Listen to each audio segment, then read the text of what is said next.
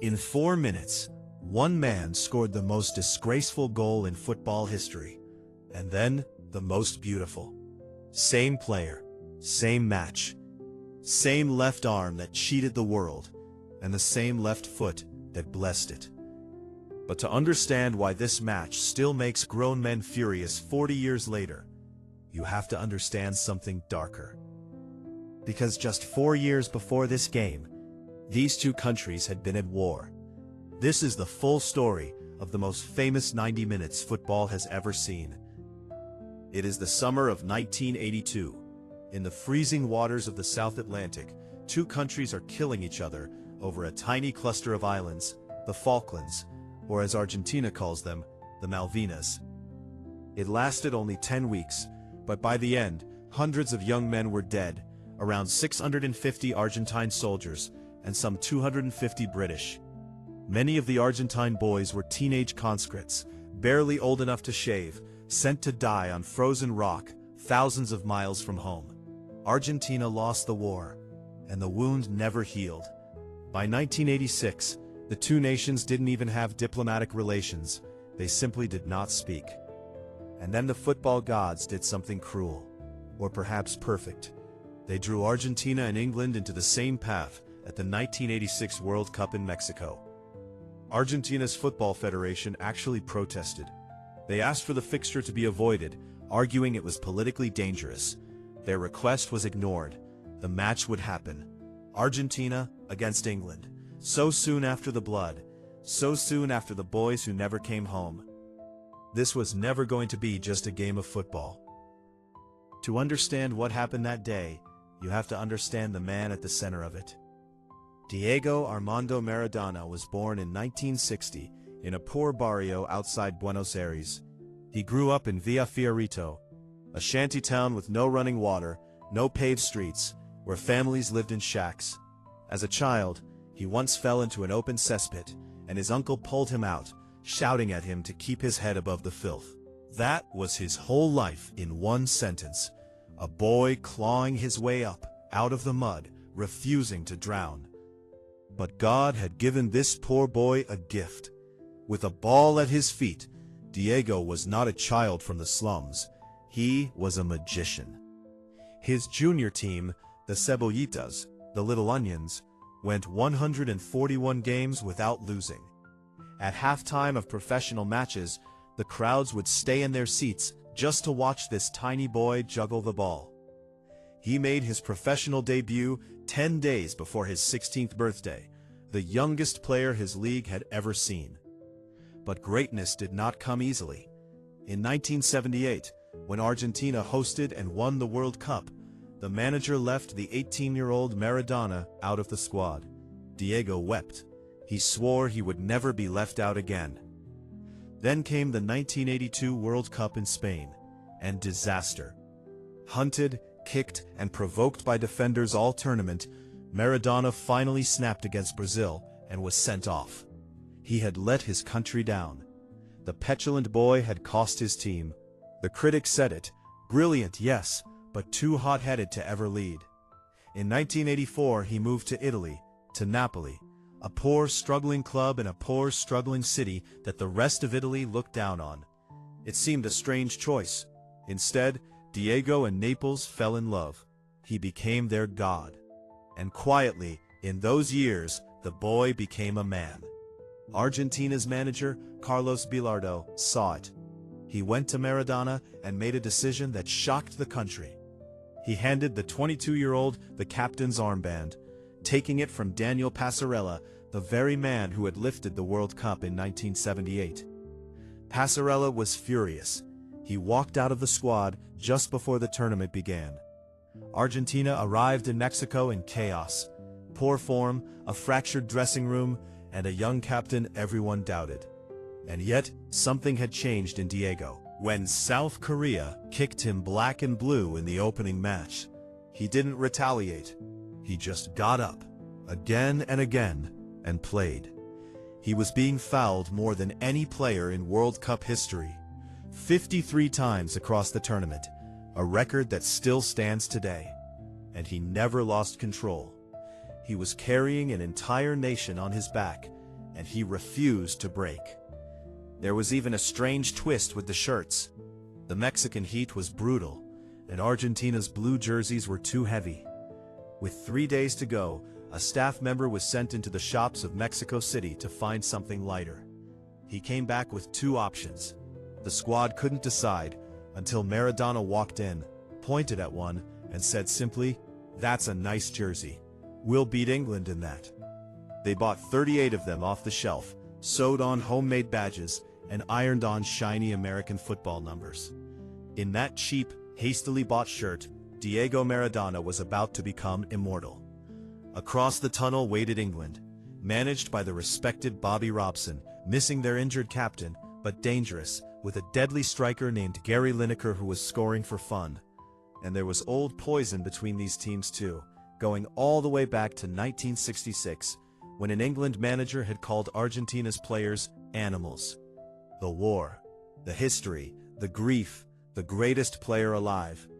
It was all about to collide in one stadium, under a burning sun, in front of 114,000 people. June 22, 1986.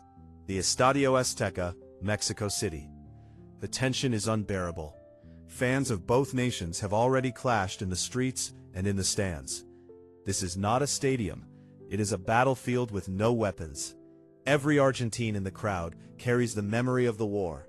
Every pass feels like it means something more. And for 45 minutes, nothing. England manager Bobby Robson has done his homework. He sets his team up tight and compact, refusing to let Argentina breathe. 2 England players follow Maradona everywhere he goes, like shadows. Diego twists and turns, drops deep, flicks the ball with his heel, but the door stays shut. Halftime, 0-0. The greatest player on earth has been contained, so far. But Maradona is patient now. He is not the boy from 1982 anymore. He is waiting. The 51st minute, 6 minutes into the second half. And here it comes, the moment football still argues about today. Maradona slides the ball into the England box and keeps running. An England midfielder tries to hook it clear, but he slices it horribly. The ball balloons up off his boot, looping high and backwards into his own penalty area. Time seems to slow down.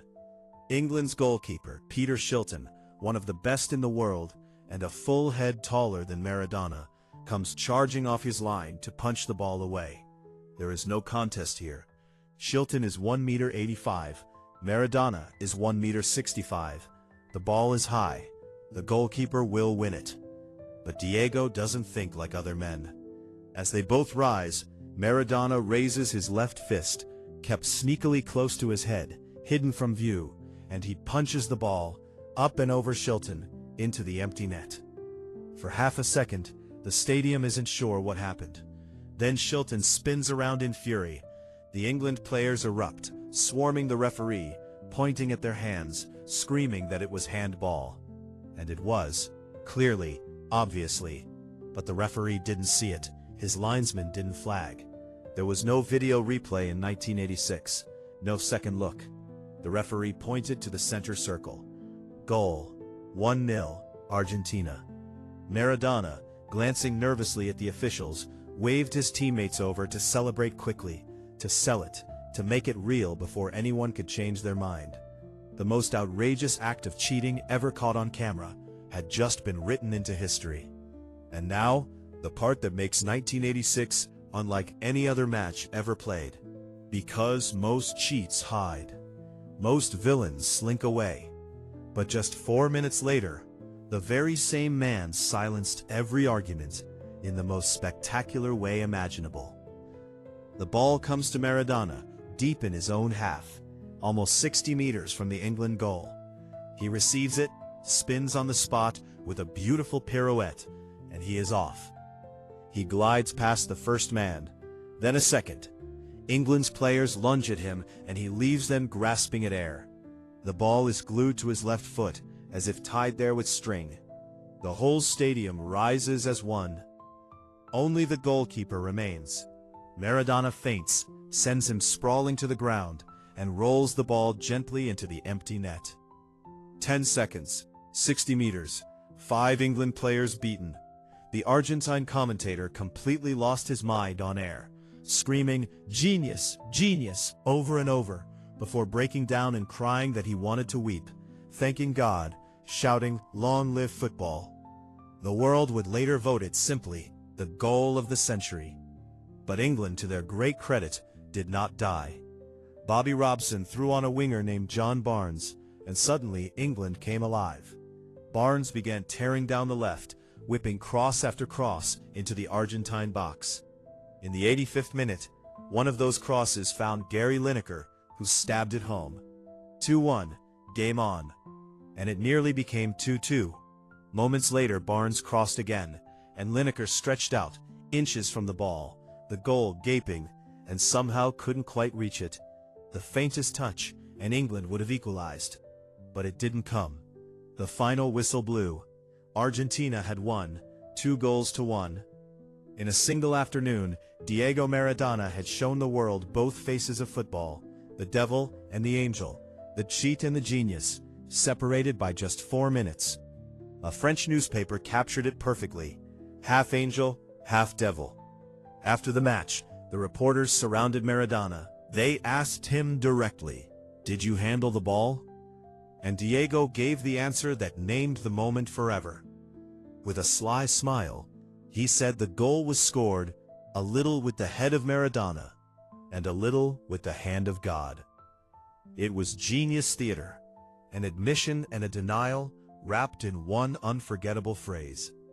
From that day, the goal had its name, the hand of God. But years later, Maradona said something far more revealing. He admitted what the whole match had really been about. He said that although they'd insisted football had nothing to do with the war, deep down they knew the truth, that English forces had killed Argentine boys out there, killed them, in his words, like little birds. And this, he said, was revenge. That is why this match matters so much, even now. For Argentina, it was never just 2 goals. It was a wounded nation, on the grandest stage in the world, beating the country that had beaten them in war.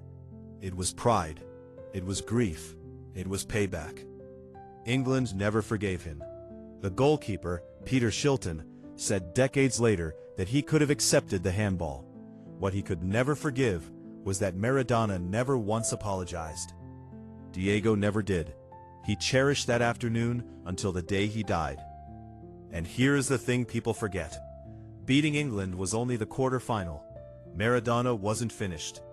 In the semi-final against Belgium, he did it again, scoring 2 more goals, including another mazy solo run that looked like a near copy of his masterpiece against England. Argentina were now unstoppable, and they swept into the final. There, they faced West Germany, in front of 115,000 people, back at the Azteca. Argentina raced into a 2-0 lead and looked home and dry, but the Germans, as Germans do, clawed their way back to 2-2 with minutes to spare. The trophy was slipping away, and in that moment, the man marked by 2 or 3 defenders all game long produced one perfect threaded pass, splitting the German defense and sending his teammate clean through to score the winner. 3-2. Argentina were champions of the world. When the whistle blew, Maradona was lifted onto his teammates' shoulders, the World Cup trophy in his hands. The boy from the cesspit in Villa Fiorito was now officially the best footballer on the planet. The numbers from that tournament are almost unbelievable. 5 goals, 5 assists. He was directly involved in 10 of Argentina's 14 goals, more than 70%. He was fouled 53 times, a record that has never been broken. He won the Golden Ball as the best player by a unanimous vote. Many simply said Maradona had won the World Cup almost single-handedly.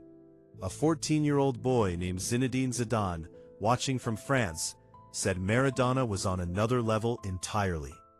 So what became of that famous day? Maradona's life after 1986 was as dramatic as his football. Soaring highs and devastating lows, addiction, bans, comebacks, and chaos. He remained until the end the most worshipped and most flawed footballer who ever lived. When he died in November 2020, the whole of Argentina stopped. Millions mourned. They had lost their flawed, beautiful god. And the relics of that match against England became legendary in their own right. The shirt Maradona wore that day, the cheap one bought off a Mexico City shop shelf, was swapped after the game with the England player whose miscued clearance led to the hand of God. He kept it for decades. And in 2022, that shirt sold at auction for around £7 million, over $9 million, one of the most valuable pieces of sports memorabilia in history. Outside the Azteca Stadium today, there stands a bronze statue. A small man, frozen forever in the moment of that impossible run, the ball at his feet, defenders sprawled behind him. Because in the end, that is the story of the hand of God. Not a story of a cheat, but the story of a man who was both, completely, gloriously, impossibly both, on a single afternoon, in a single match, charged with the weight of a war. 4 minutes, 2 goals, 1 left arm, and 1 left foot, and football was never the same again.